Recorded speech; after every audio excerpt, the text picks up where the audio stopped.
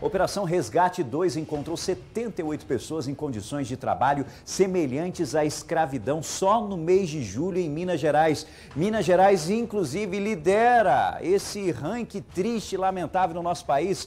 Tarsis Duarte tem os detalhes.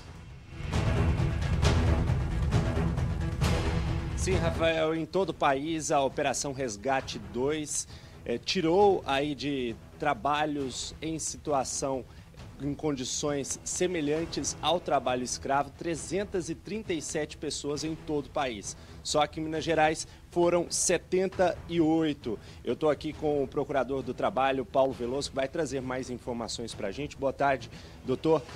Foram 7 cidades em Minas que receberam trabalho do Ministério Público do Trabalho e essa fiscalização, não é mesmo? Boa tarde. Boa tarde, Rafael. Boa tarde a todos e a todas. Sim, em Minas, 7 cidades teve a Operação Resgate 2.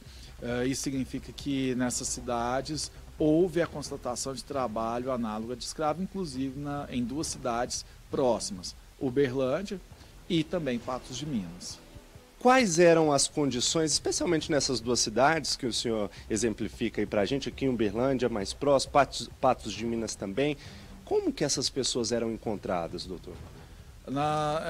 Em geral, os resgates aconteceram em razão de condições degradantes de trabalho, ou seja, condições aviltantes em que as atividades eram exercidas, falta de remuneração, no caso de Patos de Minas, e também cerceamento de liberdade. São condições que colocam aí em situação semelhante à de escravidão, né? E com relação aos empregadores, o que foi feito com relação a eles, doutor?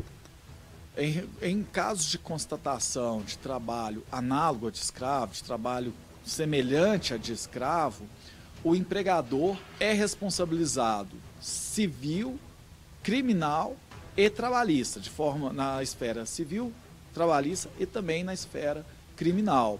Na esfera trabalhista, o empregador deve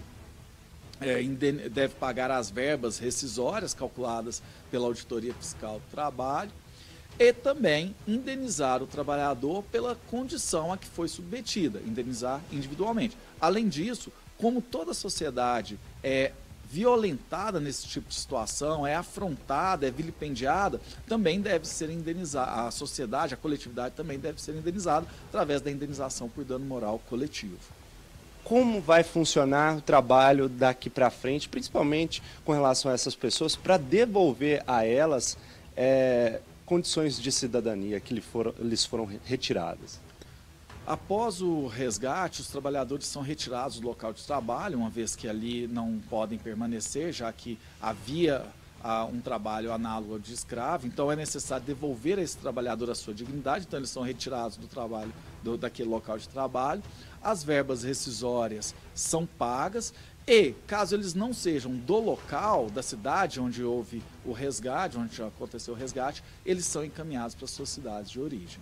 Além disso, há a inserção em diferentes programas de pós-resgate, a fim de que eles possam recuperar a sua cidadania e tentar novos caminhos, trilhar novos caminhos, impedindo que eles sejam submetidos novamente ao trabalho análogo de escravo, uma vez que há o risco de que, em razão da sua vulnerabilidade social, esse trabalhador retorne para a mesma condição da qual foi resgatado.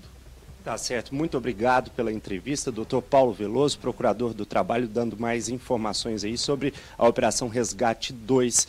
Com esses resgates realizados agora em julho, chegamos em 2022 ao total de 1.124 trabalhadores e trabalhadoras em todo o país, viu, Rafael? Agradeço, por favor, Paulo Veloso, pelas informações. Obrigado, Tarsis Duarte, e a gente continua acompanhando essa operação.